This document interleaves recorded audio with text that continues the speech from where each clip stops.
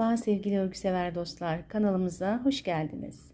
Bugün yakadan başlayarak misinalı şiş kullanarak ve tamamen dikişsiz olarak ördüğüm bu zarif, güzel ve şık duran bluzumuzla sizlerle birlikteyim.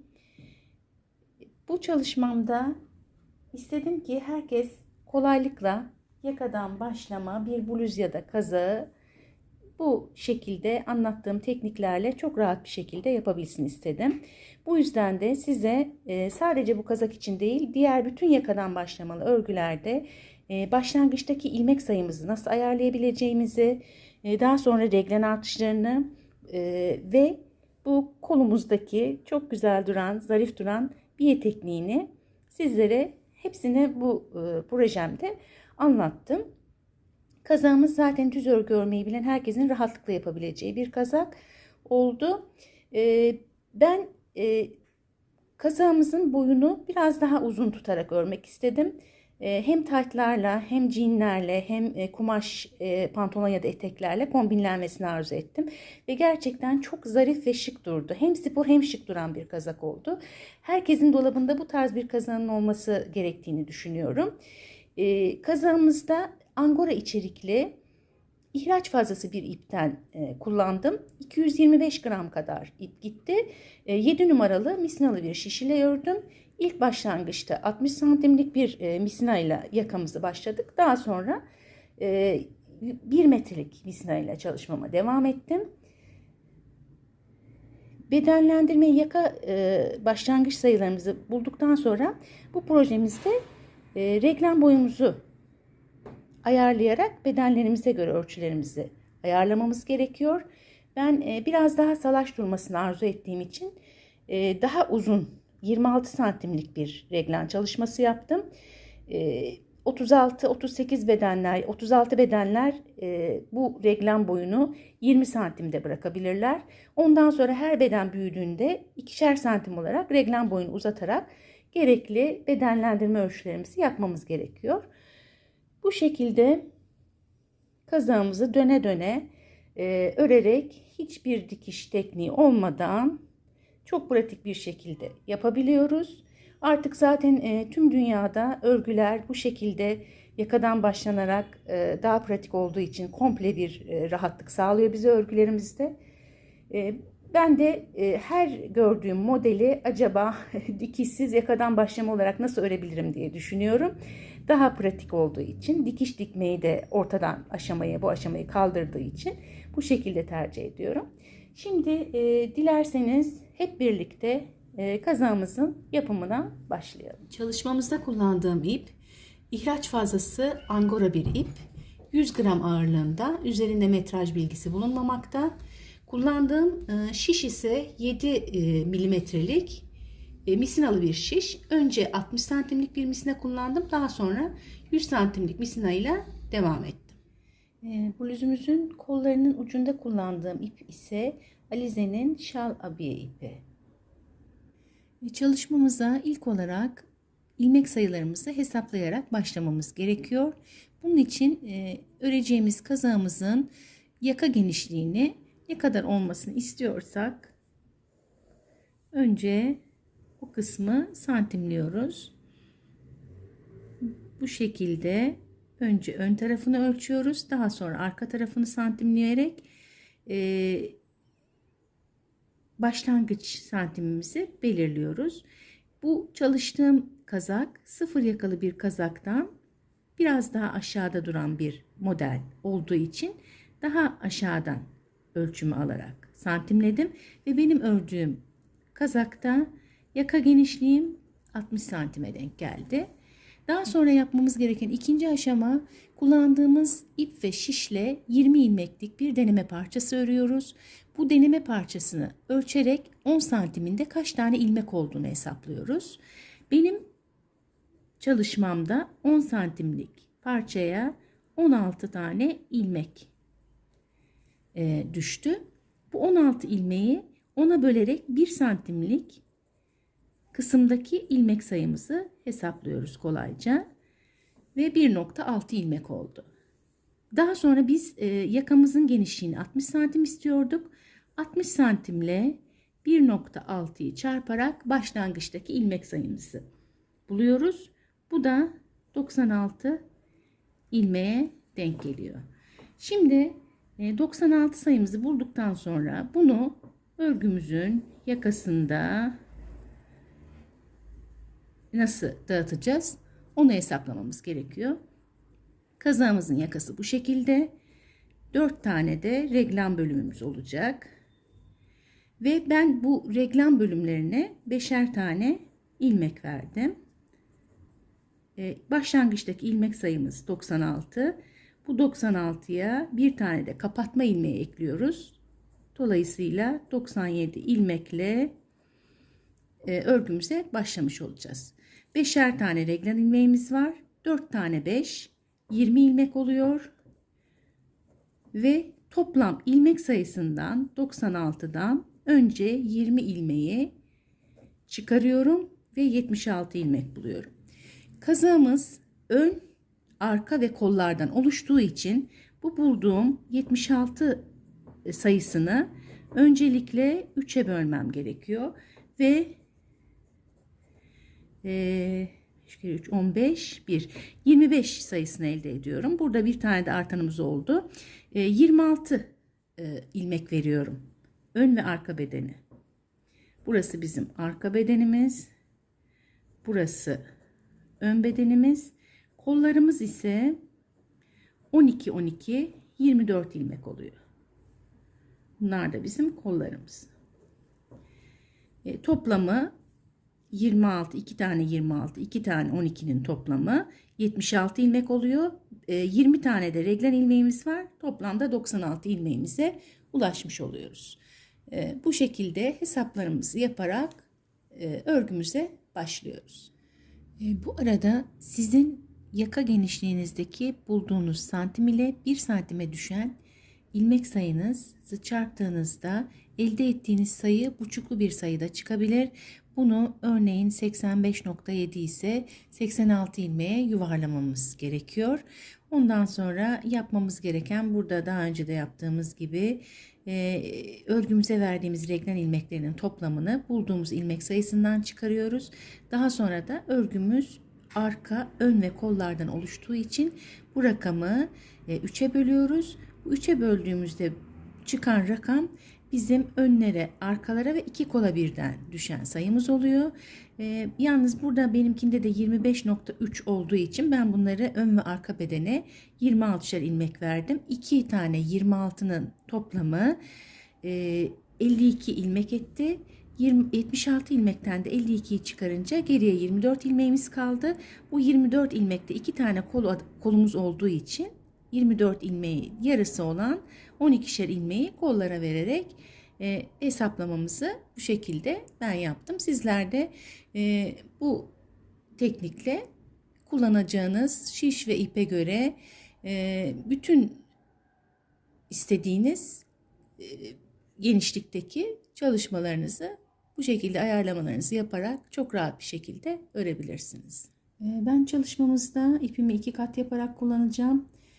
İlk olarak şişimizin üzerine 97 tane ilmek atarak çalışmamıza başlıyoruz.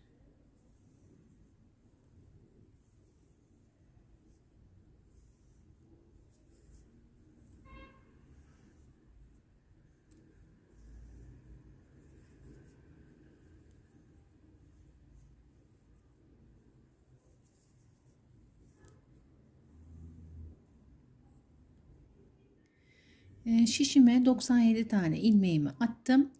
Şimdi başlamadan önce ilk dikkat etmemiz gereken şey, bu ilmeklerimizin yönünün hepsinin aynı yöne bakıp bakmadığını kontrol ediyoruz ki örgümüz dönmesin diye. Şimdi yapmamız gereken işlem, bu sol şişimdeki ilk ilmeği sağ şişime aktarıyorum ve sağ şişimdeki ilk ilmeği aktardığım ilmeğin üzerinden geçiriyorum ve altta kalan bu iki ipi birbirine bağlıyorum.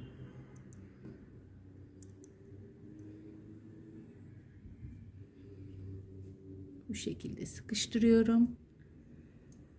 Ve sıramızın başlangıç ve bitiş yönünü gösteren bir işaret iğnesini buraya takarak örgümüzü düz olarak örerek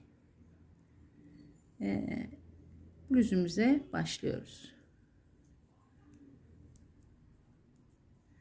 Bu şekilde bir sıra boyunca bütün ilmeklerimizi düz olarak örüp bu başlangıçtaki iğnemizin olduğu yere kadar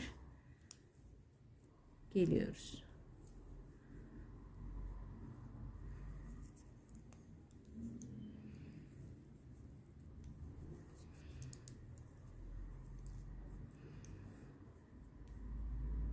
Bu şekilde bütün ilmeklerimizi düz olarak örüp buraya geldiğimizde tekrar devam ediyoruz. Şimdi bir sıra boyunca bütün ilmeklerimizi düz olarak örerek bu sıramı tamamladım. Bu ikinci sıramızdan itibaren işaret iğneme ikinci bir renk işaret iğnesi daha takıyorum. Kazağımızı örerken bir sıra artışlarımızı yapacağız. Diğer sırada artışlarımızı yapmadan düz olarak sıramızı örerek tamamlayacağız. Hangi sırada olduğumuzu karıştırmamak için ikinci bir renk iğneyi ilk iğneme bağladım. Şimdi artışları yapacağım sırada sarı renkli olan iğnemi takıyorum ve bu sırada burası bizim kazağımızın arka ortası oluyor, başlangıcı ve sonu. Şimdi biz bu sıradan itibaren hem ilmeklerimizi, ön ve arka ilmeklerimizi, kollarımızı belirleyeceğiz. Hem de reglan ilmeklerimizi ayarlamasını yapacağız bu sıramızda. Artışlarımızı yapacağımız için sarı iğnemi takarak bu sıramı şimdi örmeye başlıyorum. Arka ortasında olduğumuz için arka ilmeklerimize ayırdığımız sayı bizim 26 ilmekti. 26 ilmeğin yarısı olan 13 ilmekle bu sıramı örerek başlıyorum.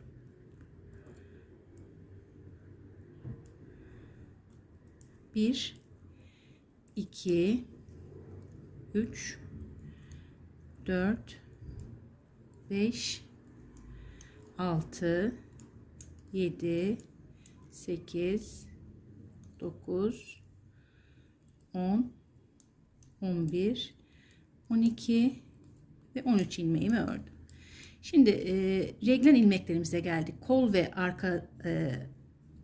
arkamız ve koldaki aradaki reglan ilmeklerine geldik. Reglan ilmeklerine de biz 5'er ilmek ayırmıştık örgümüzde. Reglan ilmeklerimizin bu 5 ilmeğin öncesinden ve sonrasından artışlarımızı yapacağız. Öncelikle şişime dolayarak açık bir arttırma yapmayacağımız için gizli arttırma yapacağız. Şu iki ilmeğin arasındaki ilmeği kaldırarak soldaki şişime koyuyorum ve bu şekilde örüyorum onu. Şimdi arttırmamızı yaptık. Bu noktaya reglan ilmeğini belirleyen bir işaret ilmesi daha takıyorum. Şimdi reglan ilmeklerimizi örüyoruz. 1, 2, 3, 4 ve 5 ilmeğimizi ördüm. Şimdi tekrar buraya da reglan ilmeğimizi belirleyen bir işaret iğnesi daha taktım ve buradaki artışımızı yapmak için tekrar bu iki ilmeğin arasındaki, bakın şuradan kaldırıyorum. Şu iki ilmeğin arasındaki ilmeği kaldırıyorum. Bu tarafa takıp gizli arttırma şeklinde örüyorum. Şimdi arka ortamızdan kolumuzdaki reglan ilmeklerine kadar geldik. Reglan ilmeklerimizin öncesinde bir gizli arttırma yaptık. 5 ilmek reglan ilmeğimizi ördük. Ondan sonra da artışımızı yapıp şimdi kolumuzun ilmeklerini öreceğiz. Kolumuz için biz 12 ilmek ayırmıştık. 1, 2, 3, 4, 5, 6, 7, 8, 9, 10, 11 ve 12 tane ilmeğimi örüyorum. Şimdi tekrar reglan ilmeklerimizdeyiz. Onun için öncesinde bir gizli arttırma yapıyoruz. Buradan kaldırıyorum ilmeğimi, iki ilmeğin arasından bu şekilde sol şişime takıp bu yönden delik olmaması için bu şekilde örerek reglen ilmeğimin öncesindeki artışımı yapıyorum. Şimdi tekrar buraya reglen ilmeğimizi belirleyen bir ilmek belirleyici takıyorum ve reglen ilmeklerimizi 1 2 3 4 ve 5 tane olmak üzere reglen ilmeklerimizi örüyorum. Tekrar bir işaret iğnesi takıyorum ve reglen ilmeklerimizin bitiminden bizim tekrar bir artırma yapmamız lazım. Hep öncesinde ve bitiminde artışlarımızı yapacağız. Şimdi buradan tekrar bu şekilde iki ilmeğin arasındaki ilmeği kaldırıyorum. Ve delik olmayacak şekilde bakın. Bunu şu şekilde tekrar yapalım. Şu şekilde örüyorum. Burada delik olmamış oluyor. Şimdi kol ilmeklerimizi ve reglen artışlarımızı yaptık. Şimdi ön bedene geldik. Ön bedenimiz için tekrar bizim ilmek sayımız 26 idi. 26 tane ilmeğimizi örüyorum. 2 3 4 5 6 7 8 9 10 26 tane örüp ön beden için ayırdığımız 26 tane ilmeğimizi ördük. Şimdi reglen ilmeklerimize geldi sıra. Reglen ilmeklerimizden önceki artışımızı yapıyoruz. İki ilmeğin arasındaki ilmeği kaldırıyorum. Bu şekilde sol şişime takıyorum. Örerek artışımı yapıyorum. Şimdi buraya da hemen bir işaret iğnesi takıyorum. Şimdi 5 tane reglen ilmeğimizi öreceğiz. 1 2 3 4 ve 5 tane reglen ilmeğimi örüyorum. Buraya da hemen bir işaret belirleyici takıyorum ve reglen ilmeklerini ördükten sonraki artışımız için bu şekilde bakın arka taraftan da alabiliriz bunu daha kolay olsun diye şu şekilde bu tarafa koyarak delik olmayacak şekilde burada artışımı yapıyorum. Şimdi ön bedenimizi ördük. Ön bedenle kol arasındaki reglen ilmeklerimizden artışlarımızı yaptık. Şimdi kol ilmeklerimizi öreceğiz. Kol ilmeklerimiz için sayımız 12 idi. 12 tane ilmeği örüyorum. 2 3 4 5 6 7 8 9 10 11 ve 12 ilmeğimi ördüm. Şimdi tekrar reglen ilmeklerimizin öncesindeki artışı yapacağız. Bunun için iki ilmeğin arasındaki ilmeği kaldırıyorum. Sol şişime takıyorum. Bu şekilde örerek artışımı yapıyorum. Buraya reglen ilmeğini belirlemek için bir işaret iğnesi takıyorum. Şimdi reglen ilmeklerimi örüyorum. 1 2 3 4 ve 5 tane reglen ilmeğimi ördükten sonra hemen buraya yine bir ilmek belirleyici takarak bu sefer buradaki artışımızı yapıyoruz. Bu şekilde ilmeği kaldırıp bu taraftan örerek bu artışımızı da yapıyoruz. Şimdi koldan sonra kolla arka beden arasındaki reglen artışlarımızı da yaptık. Bu arka ortasına gelene kadar 13 tane ilmeğimizi öreceğiz. Ve bu sıramızı tamamlayacağız. Bir saniye benim ipim burada. Düzelttim. Şimdi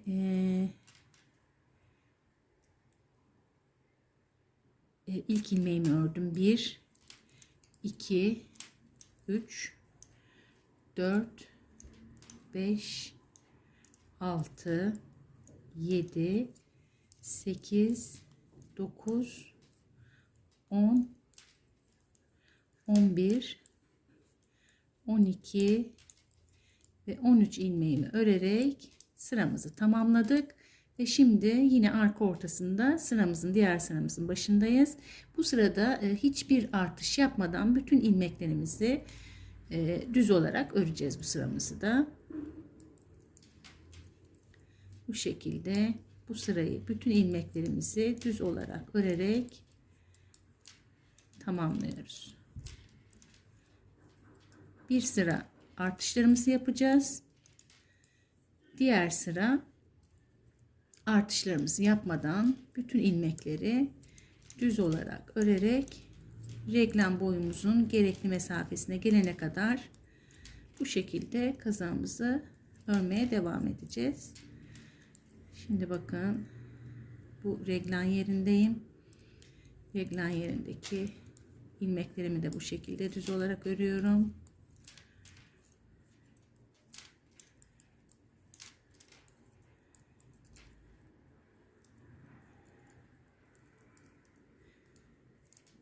Ve bu sırayı arka ortasındaki artış yerimiz sıra başına gelene kadar bu sırayı düz olarak örüp sıramızı tamamlıyoruz. Şimdi ben bu şekilde biraz ilerledim. Bu reglen yerlerindeki artışlarımızı tekrar birlikte çalışalım. Reglen ilmeğinden önceki son ilmeğimi örüyorum. Şimdi burada reglen ilmeğindeki artışı yapmak için iki ilmeğin arasındaki ilmeği kaldırıyorum. Sol şişime takıyorum ve bu şekilde alarak ilk artışımızı yapıyoruz. Daha sonra 5 tane olan reglen ilmeğimizi örüyorum. 3, 4 ve 5 ilmeğimi ördüm. İşaret iğnemi sol şişime alıyorum. Şimdi tekrar burada arka taraftan şişimi ilmeği arka tarafından alıp bu şekilde bu taraftaki de arttırmamızı yapıyorum. Bakın, burada hiçbir şekilde delik oluşmuyor. Daha sonra kol bölümündeyim ben. Koldaki ilmeklerimizi örüyorum. Diğer reglen ilmeğindeki artış yerine kadar bu arada kalan ilmeklerimizi düz olarak örüyorum.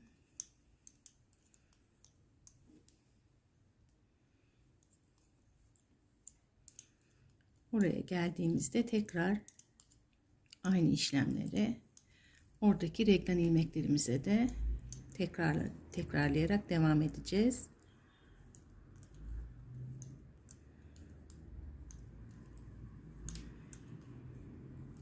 Şimdi reglen ilmeklerimize geliyorum.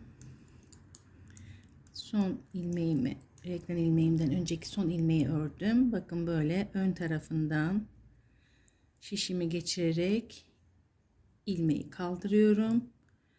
Daha sonra bu şekilde alarak artışımı yapıyorum. Daha sonra 5 tane reglen ilmeğimi örüyorum. 3, 4 ve 5 reglen ilmeğimi örüyorum. İşaret iğnemi sağ şişime alıp, bakın bu sefer bu aradan ilmeği şişimi arka taraftan geçirerek kaldırıyorum ve ön taraftan alarak bu şekilde örüyorum. Burada bir delik oluşmasın diye bu şekilde bu taraftaki artışımızı da yapıyorum. Ve aradaki ilmekleri tekrar düz örüp reglen yerlerindeki artışlarımızı arttırarak bu sıramızı da tamamlıyoruz. Ondan sonraki sıra artış yapmadan ilmeklerimizi örüyoruz ve gerekli kazağımız gerekli reglen uzunluğuna geldiğinde daha sonra kolları ve bedenleri ayırarak bu şekilde devam edeceğiz. Şimdi oraya kadar gerekli beden genişliğine getirene kadar örgümüzü örelim. Daha sonra birlikte devam edelim. Şimdi ben kazağımızı gerekli reglen uzunluğuna gelene kadar ördüm. Benim çalıştığım bedende 26 buçuk santim gibi oldu. Şimdi bu aşamada yapmamız gereken kolları ve bedeni birbirinden ayıracağız. İsterseniz önce kolları örüp daha sonra bedeni örebilirsiniz. Ya da tam tersi önce bedeni örüp daha sonra kolları da örebilirsiniz. Şimdi bu aşamada biz beden ilmeklerimizi ve kolları birbirinden ayırıp kazağımızın örülmesine devam edeceğiz. Şimdi ben arka ortasından itibaren bütün ilmeklerimi örerek reglen ilmeklerime kadar olan bölüme geldim. Şimdi burada son bir ilmeğim kalmıştı, onu da örüyorum. Buradaki reglen ilmeklerimiz bizim 5 taneydi. Bunların 3 tanesini arka bedene veriyorum. 1, 2 ve 3 tanesini arka bedene verdim. Şimdi bu 2 tanesini de kollarımıza vereceğiz. Şimdi buradan itibaren yalnız ben misinada bekleteceğim arka bedene ait ilmeklerimi. Onun için buradan şişimi çıkarıyorum. Siz başka bir misinada veya bir ipte de bekletebilirsiniz ilmeklerinizi. Buraya misinamın kapağını kapatıyorum. Sıkıştırıyorum. Şimdi bu boşa çıkan şişimi 60 santimlik kol öreceğim için ufak bir misinaya takıyorum. Bunu da buradan sıkıştırıyorum. Bu şekilde bunun ucuna da misinanın kapağını takıp ilmeklerimiz çıkmasın diye kol ilmeklerini örene kadar bu kapakta duracak ilmeklerim. Daha sonra bu kapağı çıkarıp diğer şişimi takacağım. Şimdi bu kaldığımız yerden itibaren 2 tane reglen ilmeğimizi kola vererek bu işaret ilmeğimi de çıkarıyorum. Kolu örmeye devam ediyorum. Kol ilmeklerimi bu yeni misinama alıyorum.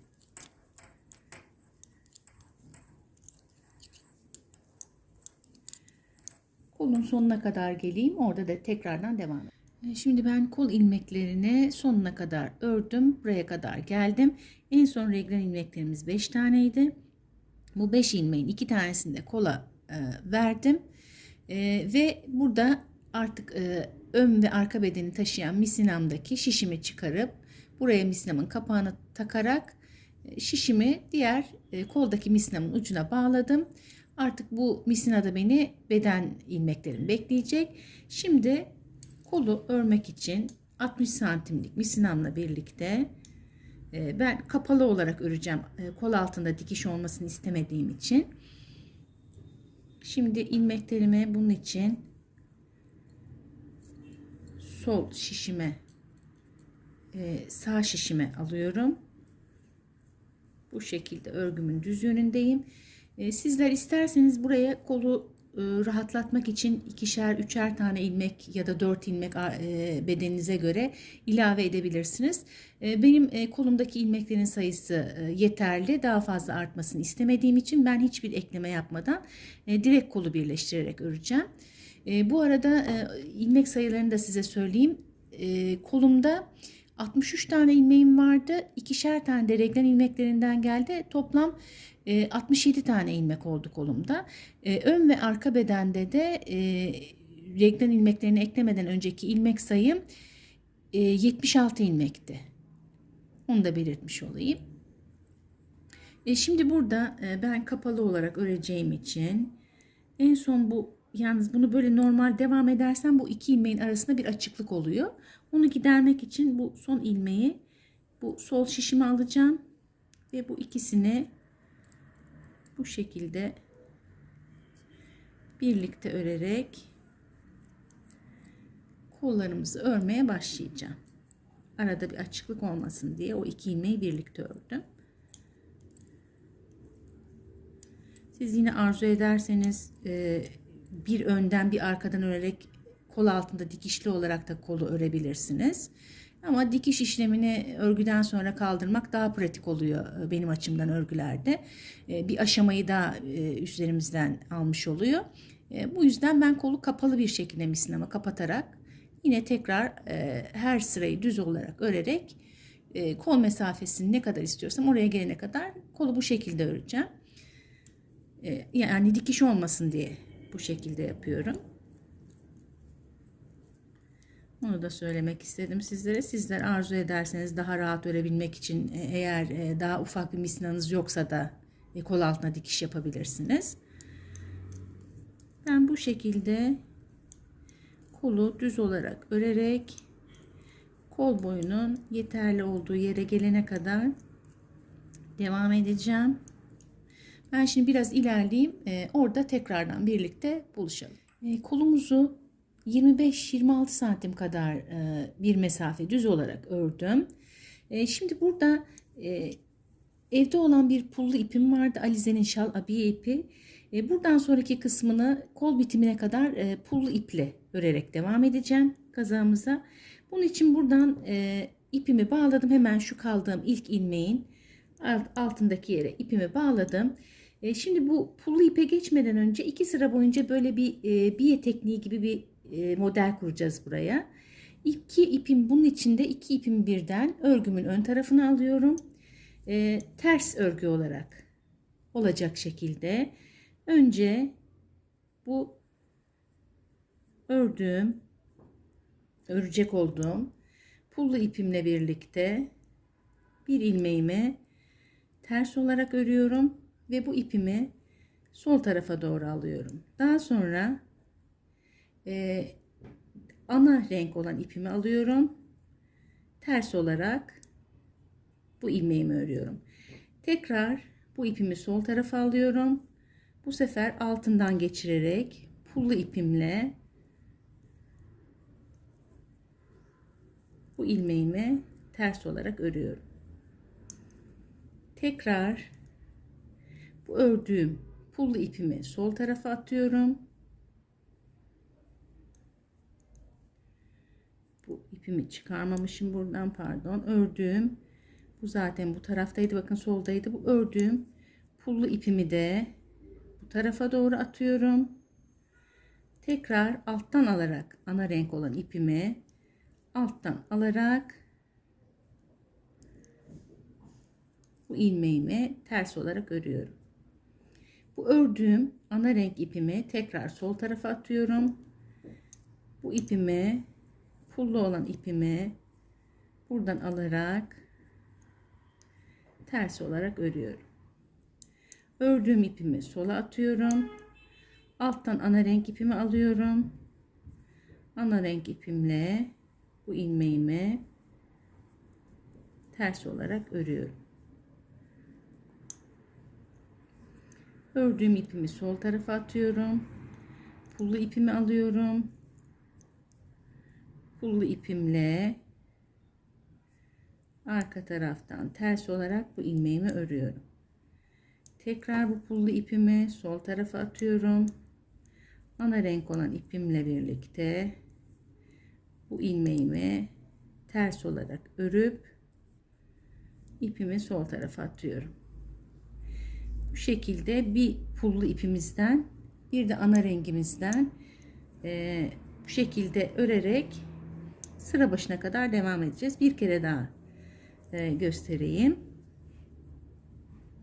Şimdi ana rengimizi örmüştük. Bu ipim bu taraftaydı.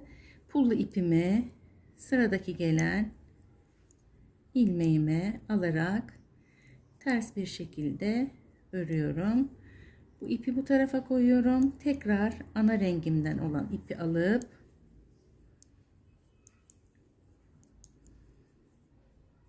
bu ilmeğimi ters olarak örüyorum.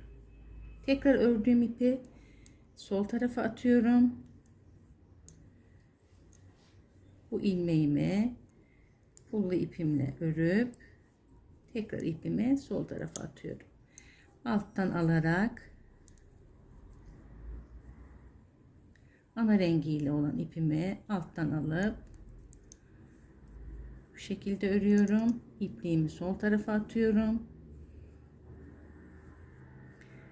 Diğer ilmeğimizi, bu ipim bakın hep sol tarafta. Diğer ilmeğimizi alttan alarak bu ilmeğimizi örüyoruz. Şimdi bu şekilde Bu sıra sonuna kadar bu şekilde devam edeceğiz. Oraya geldiğimde tekrar birlikte çalışalım. Ben bir sıra boyunca sıramı tamamladım bu şekilde örerek. Şimdi bir sıra daha bu işlemi tekrar yapacağız. Bu sefer şimdi pullu olan ipimdeyim. Bakın yine bunu kendimden tarafa ters ilmek olarak örüyorum. Bu sefer hep sol tarafa atmıştık ilk sıramızda. Bu sefer ipimi sağ tarafa atıyorum. Diğer ilmeğimi ana renk olan ipimle ters olarak örüyorum. Bunu tekrardan sağ tarafa atıyorum. Bundan sonra bu pullu ipimi bakın bu ana rengimin altından alıyorum. Pullu ipimle ters olarak örüyorum ve ördüğüm ipimi sağ tarafa atıyorum. Ana renk olan ipimi bu pullu ipin altından alıyorum. Tekrar bu sırada gelen ilmeği ters olarak örüyorum. Ördüğüm ipliğimi sağ tarafa atıyorum. Pullu ipimi bu ipliğin altından alarak sıradaki ilmeğimi örüyorum. Tekrar ördüğüm pullu ipi sağ tarafa atıyorum. Ana renk olan ipimle ters olarak sırada gelen ilmeğimi örüyorum. Tekrar ana renk ipimi sağ tarafa atıyorum. Pullu ipimi onun altından çekiyorum. Sırada gelen ilmeğimi ters olarak örüyorum. Yine bu ördüğüm ipimi sağ tarafa atıyorum. Ana renk olan ipimi onun altından alarak bu şekilde ters olarak örüyorum. Tekrar ördüğüm ipimi sağ tarafa atıyorum. Diğer pullu olan ipimi alarak sıradaki ilmeğimi ters olarak örüyorum. Bakın ilk yaptığımız sırada hep bu tarafa doğru atmıştık sola, bu tarafa doğru şimdi gidiyor iplerimizin yönü. Şimdi en son pullu ipimi örmüştüm. Bu ipimi sağ tarafa doğru atıyorum. Pullu ipimin altından ana renk olan ipimi alarak ters olarak örüyorum ilmeğimi. Tekrar ana rengimi sağ tarafa atıyorum. Sırada gelen pullu ipimle bir ters ilmeğimi örüyorum. Bu şekilde de bu sıramızı sonuna kadar tamamlıyoruz. Hep ördüğüm ilmekleri bu sefer ipleri sağ tarafa atıyorum ve ikinci renk ipimi onun altından geçirerek bu şekilde örüyorum. Şimdi bunu sıranın başına kadar bu işlemleri yaparak bu sıramızı tamamlayacağız. Ondan sonra tekrar birlikte devam edeceğiz. Bakın burada böyle bir biyemiz olacak. Şimdi ben ikinci sıramı da bu şekilde örerek tamamladım. Bakın burada çok hoş duran bir böyle biyemiz oldu. Altını devam edince bu kendini daha da gösterecek. Şimdi bu noktadan itibaren şöyle tekrar göstereyim görüntüsünü.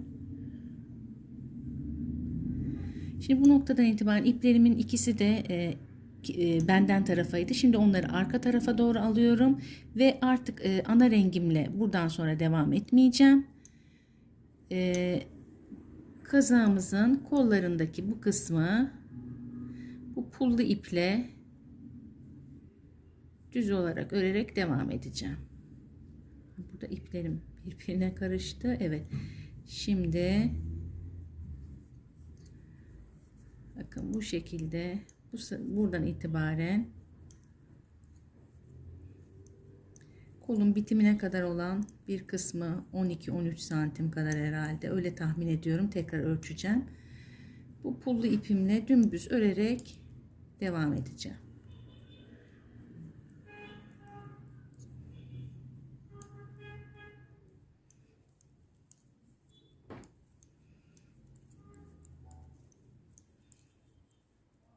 Ben bu şekilde öreyim. Ondan sonra son görüntüsünü sizlerle tekrardan paylaşayım. Ben şimdi ilerleyerek gerekli kol mesafesine gelene kadar kazağımızın kolunu bitirdim. Bakın burada kazağımızın kolunda hem çok zarif ve çok şık duran bir biyesi oldu. Arka tarafını da çevireyim. Bakın çok güzel durdu. Bu şekilde uç kısmına kadar olan aynı şiş numarasıyla bu pullu kısmı da 7 numaralı şişle ve tek kat olarak çalıştım. Daha böyle ucunda tül gibi durdu. Bu kısımdan sonra çok zarif bir görüntü oluştu. Bu kısmı da ben pullu iple ördüğüm kısmı da 15 santim kadar ördüm. Şimdi hep birlikte bu kapatmayı nasıl yapacağımızı da birlikte çalışalım. Ben şu şekilde kapatıyorum. Bir ilmek örüyorum. Arkasındaki ördüğüm ilmeği öndekinin üstünden geçiriyorum. Tekrar bir örüyorum. Arkadaki ilmeği öndekinin üstünden geçiriyorum. Tekrar bir örüyorum. Arkadaki ilmeği öndekinin üzerinden geçiriyorum. Burayı çok kasmadan, rahat bırakarak bir kapatma yapacağız. Gergin durmaması için kol ağzının. Bu şekilde bir örüp arkadaki ilmeği diğerinin üzerinden geçirerek bu sırayı bu şekilde kapatarak devam edeceğiz.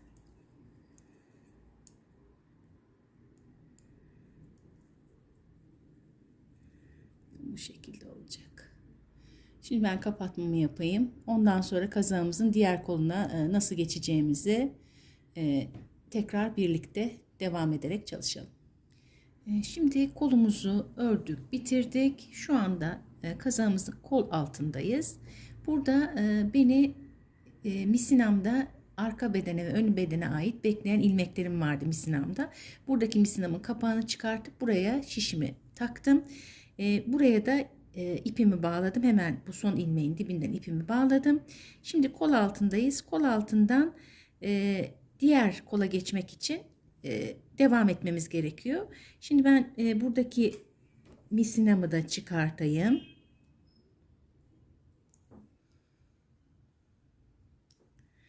Oradaki şişimi de değiştirmem gerekiyor. Buradaki misinamın kapağını çıkarıyorum. Diğer şişimi misinamın ucuna bağlıyorum.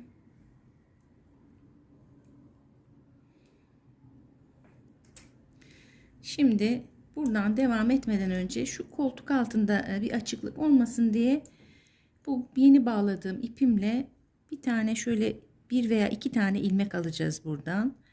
Bir tanesini bakın şu ortadan batacağım. Görünüyor mu?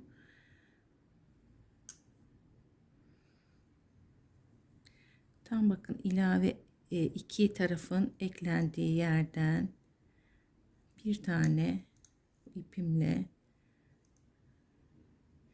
tam ortaya batamadım. Şuradan ipimle bir ilmek çıkarıyorum. Bunu sağ taraftaki şişime takıyorum. Tekrar bu tarafa sol şişime geçmeden önce bir tane de şuradan bir ilmek daha çıkarıyorum. Bunu da sol şişime takıyorum. Sağ şişime takıyorum. Şimdi bakın burada bir deliklik olmayacak bir şekilde, bir delik oluşmayacak şekilde ön bedene ait olan ilmeklerimi düz olarak örerek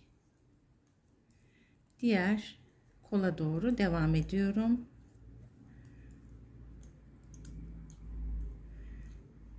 Bu şekilde aradaki ilmeklerimizi düz olarak örüyorum. Ve diğer kol altına geldiğimizde orada tekrardan birlikte devam edelim. Şimdi ön bedene ait olan ilmeklerimi düz olarak örerek bu kol ve önün arasındaki, ön beden arasındaki reglen ilmeklerine kadar olan kısma geldim. Şimdi buradaki reglen ilmeklerinden, diğer kolumuzda da öyle yapmıştık, 3 ilmeğimizi ön bedene veriyorum. Bundan sonraki 2 ilmeği de, 2 reglen ilmeğini de kola vereceğiz. Tekrar aynı şekilde bu kolun sonundaki reglen bölümündeki bu 2 ilmeği de kola vereceğiz. 3 ilmeği tekrar arka ilmeklerimize vereceğiz. Arka bedene vereceğiz. Şimdi yeniden ben burada bu şişimi değiştireceğim.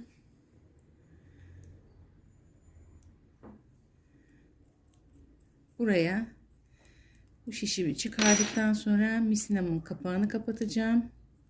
Yine bu ön ve arka bedene ait ilmeklerim beni burada bu misinamda bekleyecek. Sonra burayı da kapattıktan sonra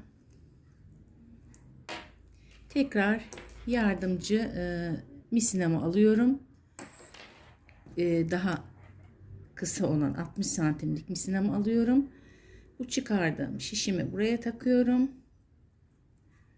Ve aynen diğer kolumuzda yaptığımız gibi şimdi bu misinaya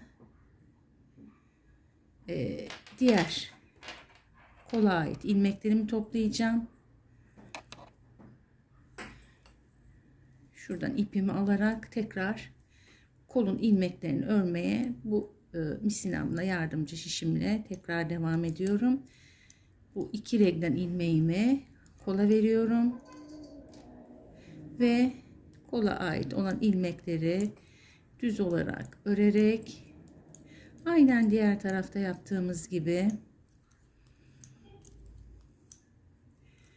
burada bütün kol ilmeklerini örüp buradaki kısımda da bakın şu reglen ilmeklerinden bu 2 ilmeği kol tarafına vereceğiz. Bu kalan 3 ilmeği arka bedenimize bırakacağız. Buraya gelene kadar bütün ilmeklerimi düz olarak öreceğim. Ondan sonra tekrar kolumuzu kapalı bir şekilde örerek ben devam edeceğim. Diğer kolumda ben onu galiba size söylemedim. Ben kol altından 3 defa kesme yaptım. Ama siz yapmak zorunda değilsiniz. Dümdüz de örebilirsiniz. Bu kesmeleri yaparken de 2 ilmeği bir alarak yaptım. İlmeklerimin ortasını belirledim.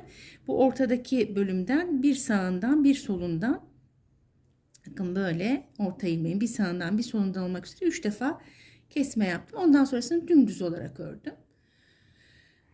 Bu kolu da tabii aynı şekilde öreceğim. İlmeklerimi topladıktan sonra birkaç sıra devam edip 3 defa toplam kesme yapacağım hemen. Ondan sonraki kısmı dümdüz olarak örerek devam edeceğim. Tekrar o koluna diğer kolda yaptığımız gibi biğimizi yapacağız. Ondan sonra pullu kısmı öreceğim. Kolumuz bittikten sonra bedene nasıl devam edeceğimizi tekrar birlikte çalışarak devam edelim. Ben size şimdi kol altındaki kesmeyi de nasıl yaptığımı göstereyim. Kolumdaki ilmeklerin tam ortasındaki ilmeğe bir işaret iğnesi taktım. Bu ilmeğe gelmeden önceki 2 ilmeğimi, şu 2 ilmeğime bakın şöyle, bu ortadaki ilmeğe gelmeden önceki 2 ilmeğime bu şekilde arkadan alarak birlikte örüyorum. Daha sonra bu ortadaki ilmeğimi de örüyorum. Bundan sonra örgümü düz olarak örerek devam ediyorum. Bundan sonra ikinci kesme yapacağım yerde kaç sıra sonra, 3-4 sıra sonra, 5 sıra sonra bu sefer de bu ortadaki ilmeğin öncesinde bakın bu ilk kesmemizi sağından yapmıştık. Ondan sonra da bu ortadaki ilmeği ördükten sonraki 2 ilmeği tekrar aynı şekilde keserek örgümüzü örmeye devam edeceğiz, kollarımızı.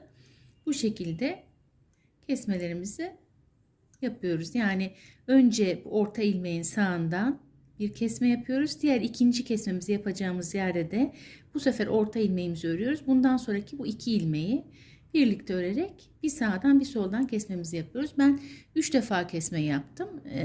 Dediğim gibi siz arzu ederseniz arzunuza göre hiç kesme yapmadan da kolları örerek bitirebilirsiniz. Bu şekilde bunu da size nasıl olacağını kol altındaki kesmelerimizi göstermek istedim. Şimdi bu kolumu da ikinci kolumuzu da ben öreceğim, bitireyim. Ondan sonra bu kol altında ön ve arka bedenin birleşiminin nasıl olacağını tekrardan çalışarak devam edelim. Şimdi ben iki kolumuzu da örerek tamamladım. Şu anda kol altındaki bölümdeyim. Buradan diğer tarafa ön ve arka bedeni birleştirmek için buradan siz dilerseniz ipinizi bir miktar pay bırakarak buradan direkt örerek karşı tarafa da geçebilirsiniz. Daha sonra bu arada olan açıklığı bu bıraktığınız iple dikmeniz gerekir. Ben diğer kol altında yaptığım gibi bu açıklığı şuralardan ilmek alarak kapatarak devam edeceğim. Bakın önce şuradan bir ilmek alıyorum. Sağ şişime takıyorum. Sonra da açıklık olmasın diye şu taraftan bir ilmek daha alarak bunu da sağ şişime takıyorum. Bu ipimi de daha sonra buraya bağlayacağım. Ve bu şekilde diğer ilk kolumuzu ördükten sonra kol altına yaptığımız gibi bu açıklığı ben bu iki tane ilmek alarak, istiyorsanız siz dediğim gibi dikerek de yapabilirsiniz. Ben bu şekilde kapatarak diğer bedene ait, ön bedene ait olan ilmeklerimi örerek devam edeceğim. Yani ön ve arka bedeni bu şekilde birleştirmiş olacağız. Ben şimdi böyle bu şekilde düz olarak dönerek örerek örgümü devam edeceğim. Artık bitene kadar ne kadar kazağımızın boyunu ne kadar olmasını istiyorsak o santime gelene kadar düz olarak örüp döne döne kazağımızı örerek tamamlayacağız. Şimdi ben tek başıma devam edeyim. En son tekrar birlikte buluşalım. Şimdi bir önceki sırada bu kol altına 2 ilmek ilave etmiştik. Orayı nasıl öreceğimizi de size göstermek istedim. Bu ilmekle bu ilave ettiğimiz diğer ilmeği bu şekilde bir alıyorum. Ve bu da diğer alt sırada ilave ettiğimiz ikinci ilmeğimizde. Bunu da düz olarak örüyorum. Daha sonra diğer ilmeklerimi düz olarak örerek devam ediyorum.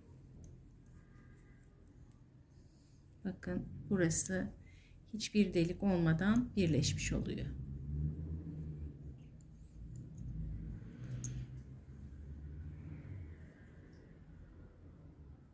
Şimdi ben beden boyunu gerekli mesafeye getirene kadar devam edeceğim. Daha sonra birlikte tekrar buluşuyoruz. Kazağımızın boyunu kol altından itibaren 39 santim olacak şekilde, bakın 39 santim olacak şekilde örerek tamamladım. Şimdi etek ucundaki kapatma işlemini birlikte yaparak devam edelim. Kapatma işlemini aynı kollarda yaptığımız gibi önce bir ilmek örüyorum. Sonra arkasındaki ilmeği ördüğüm ilmeğin üstünden geçiriyorum. Bir ilmek örüyorum. Arkadaki ilmeği ördüğüm ilmeğin üzerinden geçiriyorum. Bu şekilde çok sıkı olmayan bir kapatma uygulamamız gerekiyor. Aynen kol ağızlarında yaptığımız gibi, kollarımızı kapatırken yaptığımız gibi, ki bu etek ucu da kasmasın, gergin durmasın. Bu şekilde bir tane ilmeğimi örüyorum. Arkadaki ilmeği ördüğüm ilmeğin üzerinden atlatıyorum.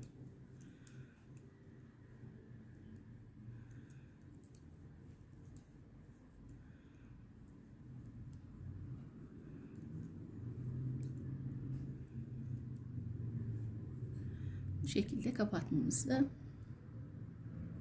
bir tur boyunca yaparak kazağımızı tamamlıyoruz. Kazağımızın son bitmiş hali bu şekilde oldu. Ben ütüyle kuvvetli bir şekilde yakın mesafeden buhar verip böyle ellerimle düzelterek en son dokunuşunu ütüyle yaptım buharla. Sizler de angora tarzı eğer bir ip kullanarak örecekseniz son olarak ütü yani buhar yapmanız gerekecek. Kazağımız gerçekten çok zarif, şık duran, spor aynı zamanda kombinlenebilen çok güzel bir çalışma oldu. Eğer bizleri ve kanalımızı beğeniyorsanız abone olup videolarımıza beğeni atarsanız çok mutlu oluruz. Yeni projelerimizde görüşünceye kadar kendinize çok iyi bakın. Sağlıkla, mutlulukla ve örgüyle kalın diyorum. Hoşça kalın.